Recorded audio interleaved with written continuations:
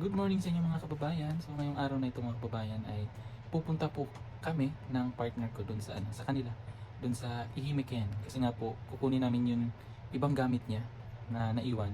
Kasi uuwi na siya ng Pinas, kaya sakto pupunta yung kakilala niya din doon na may dalang sasakyan. Kaya sasabay na lang kami para hindi naman masyadong mahirap magdala ng malalaking gamit kasi sobrang daming gamit niya. Although andito na yung ibang gamit niya na dala na niya dito paunti-unti, pero may natira pa rin kasi sa loob ng 5 taon, di ba? So sobrang daming gamit niya na naiwan pa doon. Kaya sakto pupunta yung kakilala niya doon. Kaya sasabay na lang kami. Ngayon pala, time check. So ayan, alas 5:27. So papunta na dito yung kakilala niya. Susunduin kami. Kaya ayan, nakagayak na tayo. Panglamig kasi sobrang lamig na dito sa Japan. Aabot ng mga negative. Ayan, mag-negative siya. Nag-snow na nga sa ibang lugar. Kaya kailangan natin ganito yung mga costume natin para hindi tayo lamigin kasi sobrang lamig talaga. Kaya ayan, inom muna kami ng kape, and then naka-prepare na yun. Nakabihis namin dalawa. Tara na, puntahan na natin yung lugar niya kasi sobrang excited ko na makapunta doon sa kanilang lugar. So let's go!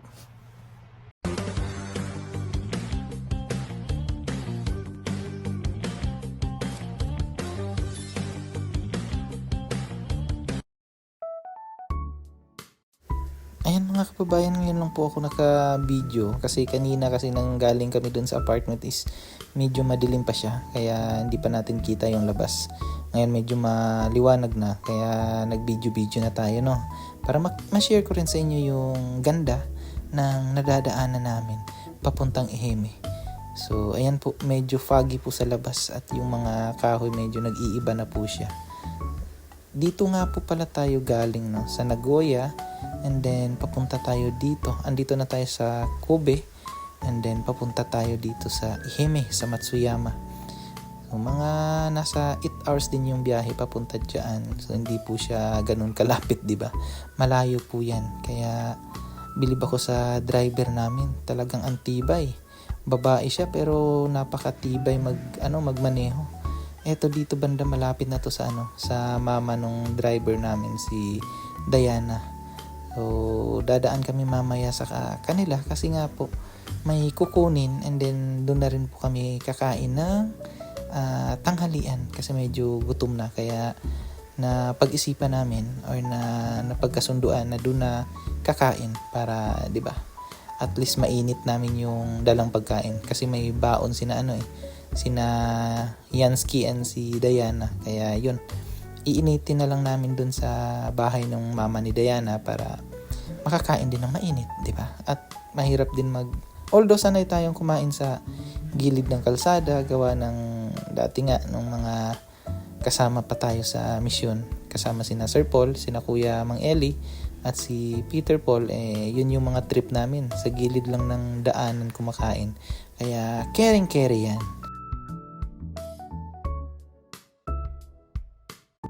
Meanwhile, So ayan mga kababayan, nag-stop over muna kami dito para umihi at saka maka-stretching. Medyo matagal-tagal din yung biyahe. Nanggaling kami ng Nagoya parang alas 6, mag-aalas 6. Tapos ngayon nasa alas 9.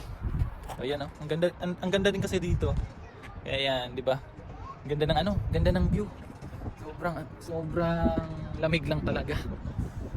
May malaking Ferris wheel. Pakita ko sa inyo yung view. Ang ganda ng view dito. Underneath the neon lights, we find a thrill. Diyan kami dumaan kanina. Diyan sa napakahabang tulay na yan. Yan. Looking for the truth. Ang ganda, no? Malapit tayo dun.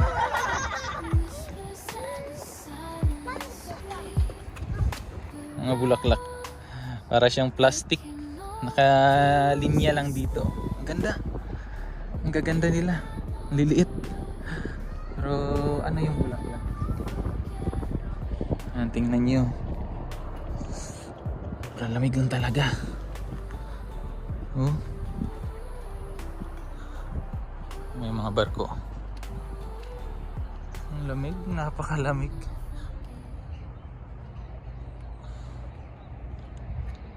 Ayan o.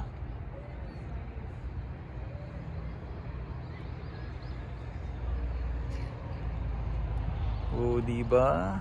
Ganda. Meanwhile, Tara, balik na tayo para baka gabihin na tayo eh. Pero for sure gagabihin naman talaga kami kasi medyo malayo talaga yung pupuntahan natin. Kaya kailangan natin bilisan. Huwag na magpaano muna dito. So, at least nakapag-picture muna kami dito, and then ayan, mapakita ko rin sa inyo yung ganda ng lugar, di ba? meanwhile, Bibili niya ako ng kape kasi sobrang lamig. Yeah, thank you kay Mrs.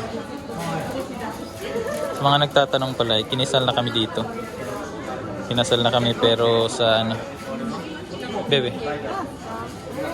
Kinasal kami sa City Hall ng Japan, and then nagpunta kami sa embassy dito sa Japan. Kaya baka bigla kayo or maano kayo na asawa yung tawag ko. Kasi asawa na talaga, kinasal na kami. Dito sa embassy ng Pilipinas dito sa Japan. Yeah, legal na po kami.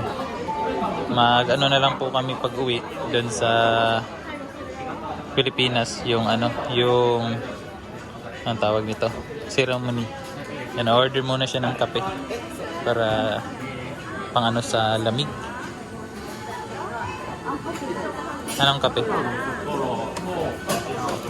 Starbucks. First time maka-Starbucks. First time in the history mga kababayan makapasok at makainom ng kape ng Starbucks.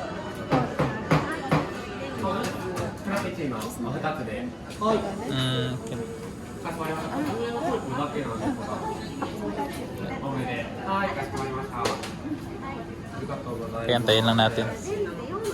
Hindi kasi kami nag-agahan nung umalis kami kasi napaka aga nagsimula kaming umalis doon. First coffee namin ng Starbucks.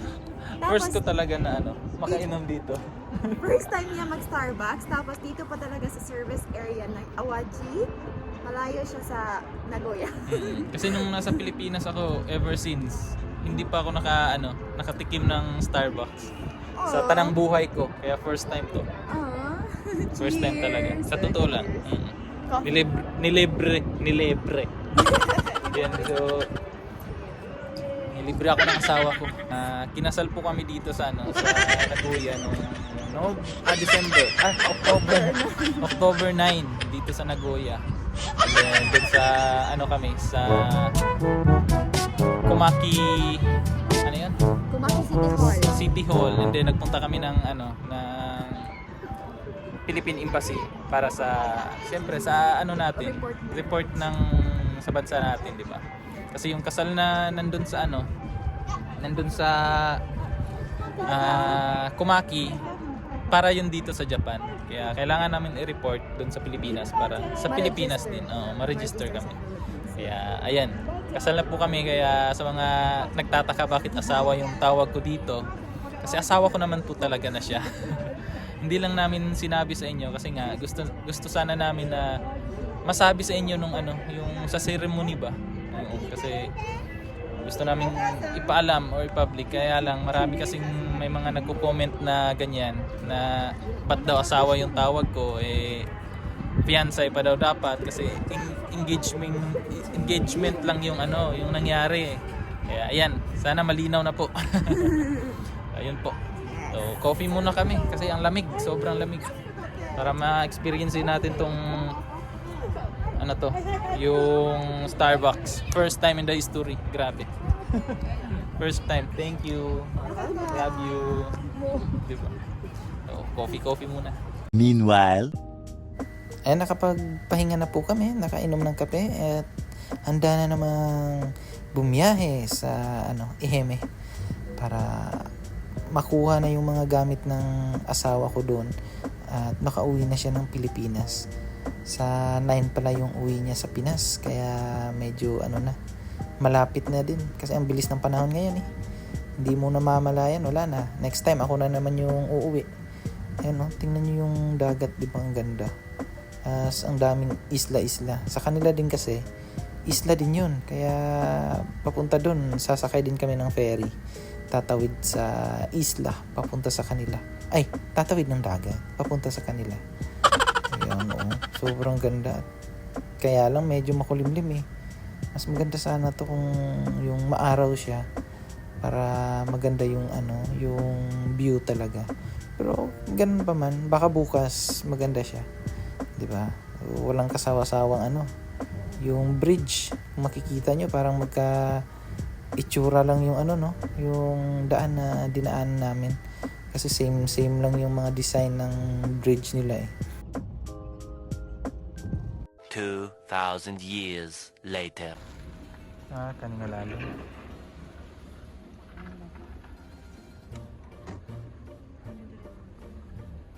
May basketball dito. May basketball court. Dito po kami ngayon sa Mima City. Tokushima Prefecture. Dito nakatira si yung kasama namin. Yan. Yung aming driver, si Diana. Dito siya. May dadaanan lang kami sa mama niya. Babaunin ni Yansky. Yan. Patay na yung mga damo, no? Ano kayang spray gamit nila sa damo? What?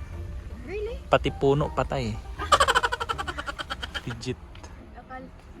Okay. Yan. Dito muna. Stop over again. Kasi may dadaanan lang. Yung aming driver. Guys. Ayan. Si Dayan. Ano pala dito?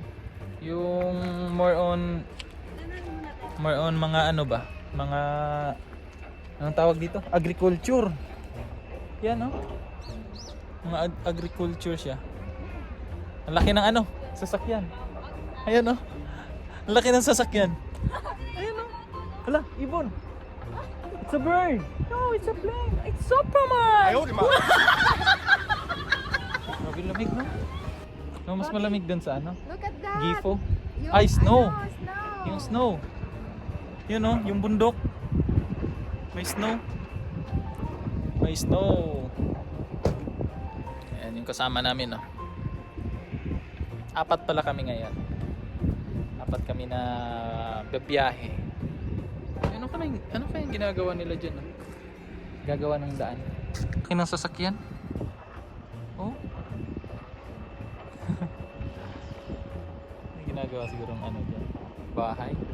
Or daan? Yan. Ang ganda dito. Ang patag. Ang patag.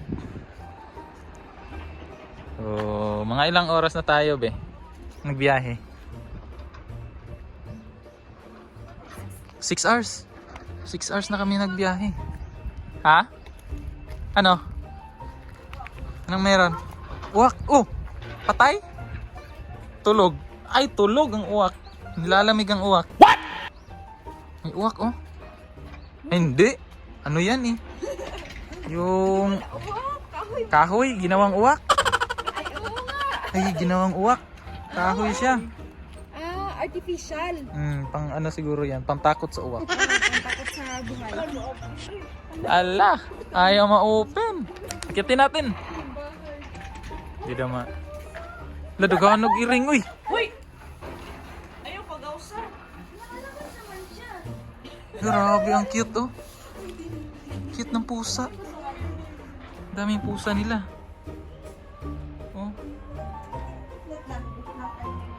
Dalang isa. Dadagkuos kuli. What?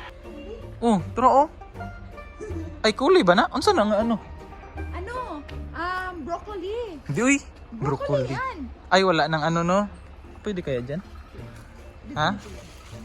Broccoli na. Broccoli ni? Laki,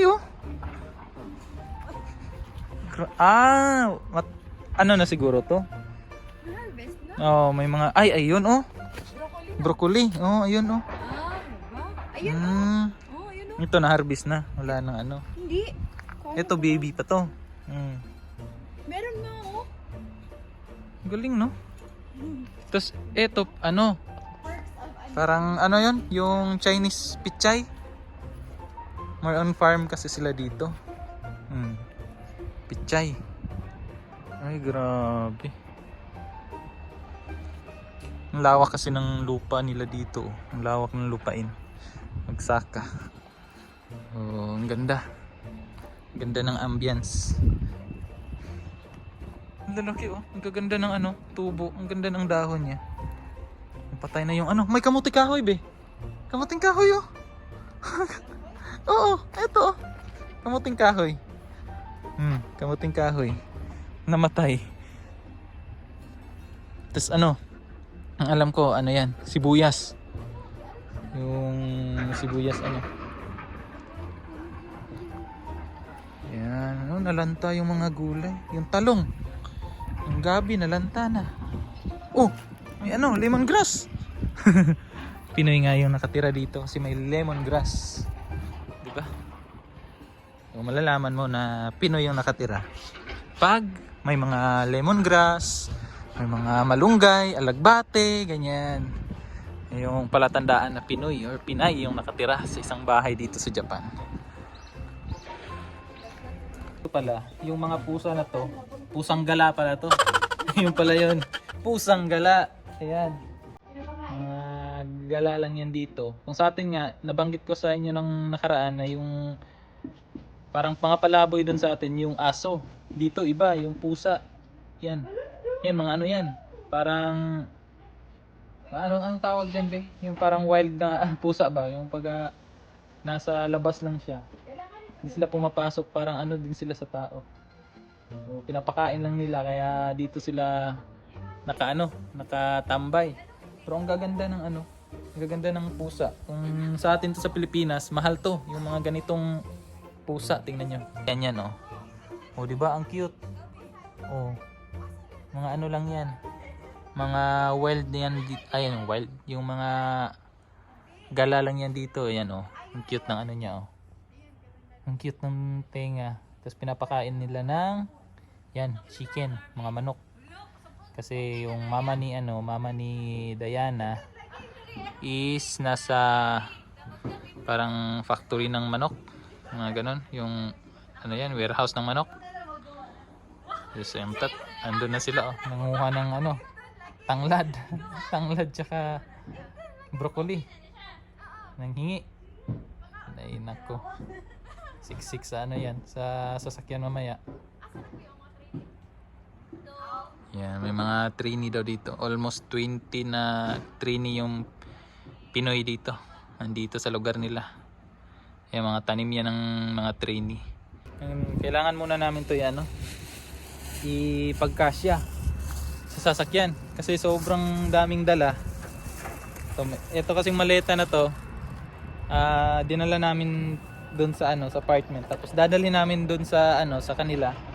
Sila lagyan ng ibang gamit niya. Eh ngayon medyo masikip sa sasakyan kasi maliit yung sasakyan nga. So nagka-problema sa kung paano pagkakasyahin yan. Ang daming dala. Tapos meron pang ano dito, yung chicken. Oh. Ang laki ng manok.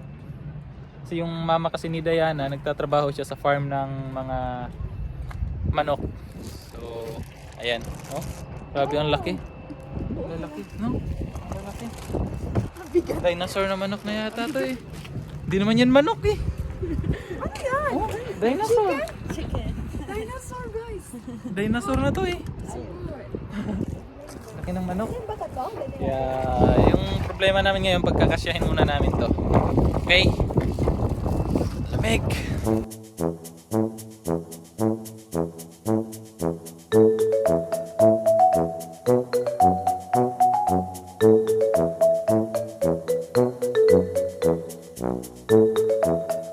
Meanwhile, Ayan, napagkasya na namin. Problem solved. Okay na yan.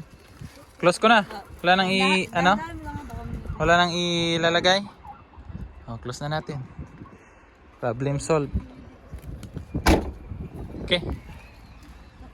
Okay na? Okay na, boss? Ayan na. Kakain pala muna kami dito. May mga baon, mga baon. Sino nagluto? Si? Yansky. Yansky. Thank you so much. Ang dahilan kung bakit tumataba ang asawa ko. Ayan, nagtagaluto. May mga baon, hindi kami magutuman, no? May mga baon. Tapos may ano din kasi dito, gender revelasyon. O, yan. Ano siya? So, ano? Black pink. Babae. Black man. Babae, pink eh. Hindi. Diba? Hindi ko sure. Nasa ano daw, nasa ano pa yung mama ni Dayan. Ay, Yan. Diana. Nasa trabaho pa. Ano nga yung trabaho? Sa manok. Sabi ko sabaw pa. Farm ng manok. Yung trabaho. 12 pa daw yun lalabas. Kasi pagagalitan kami. Ba't daw kami nandito? Hello guys. Hello guys. Kain lang. Tapos abante na. Para may lakas. May lakas matulog sa likod. At sa harap si Yan matulog lang. Ang driver. Ang driver. Ako, seniorist kasi ako. Hmm. Seniorist yan. Ang mga babae may mga malakas ng pag-isip. Yung sa lalaki. Ay, ganun. So, kain lang. Medyo mahaba na yung video natin mga kababayan. So, i-ano ko muna to. Tapusin ko muna to, no? So, next time yung papunta na dun sa sa isla nila Madam Judy. So, mag-ano muna kami dito. Siguro pahinga lang konti. And then diretso na naman sa biyahe mamaya. Oo, mag-lunch lang kami dito. Oo. So, abangan nyo, baka ma-upload ko next time yung continuation ng ating vlog for today's video, guys. So, 2 araw nga pala yung ano ko, yung walang trabaho kasi pinagpalit ko yung 2 araw. So, nag-duty ako ng 2 linggo na walang day off. Kaya ngayon, 2 araw din ako walang pasok para makapunta at matulungan natin to kasi ang daming gamit niya. Ako Uuwi ng forever Pinas. na ako walang pasok. Bye-bye. Uwi na siya ng Pinas, mga kababayan. Kaya yan, hanggang sa susunod mga kababayan, maraming salamat sa inyo sa inyong pagsama at walang sawang suporta at panonood ng aking vlog. Hanggang sa susunod, abangan nyo yung part 2 ng vlog natin ito. So bye-bye!